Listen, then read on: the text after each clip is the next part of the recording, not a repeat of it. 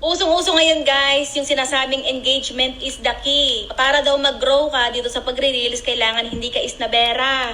Kailangan tinatapos mo yung video, tapos magla-like ka, magko-comment ka, tapos i-share mo. O diba yung mga video na ganito, ang content, ang dami nga namang views at saka comment. Kasi natakot yung viewers, baka kapag in-snap nila yung video na yon, baka hindi sila mag-grow. Joke lang, hindi guys. Yung pagko-comment nyo, malaking tulong talaga yan sa inyo. Kasi yung comment section, minsan nagiging parang group chat yan. Binabasa yan ng tao. So, ang nangyayari, dun sa pagko-comment mong yun, meron kang chance na mapansin. Pero gusto ko lang kayong paalalahanan na hindi dapat yung pakikipag-engage ang pinapriority natin para tayo ay mag-grow. Yung dapat pinapriority natin, hindi ko sasabihin sa inyo, secret ko yun. Hindi ko yung sinasabi palagi. Siyempre, yung paggagawa ng magandang content, kailangan may maganda kang content para panoorin ka. Kapag hindi maganda yung content mo, hindi mo yan mapipilit kahit makipag-engage ka maghapon at magdamag. Hindi pa rin tataas ang views ng content mo kapag hindi yan maganda. So, ayoko lang kayong maligaw ng landas, malito. Baka akala nyo nga, makipag-engage lang kayo, ay okay na, yun na yun. Kapag meron kayong free time, siyempre hindi naman tayo full time dito. Unahin nyo muna yung content nyo bago kayo makipag-engage sa iba.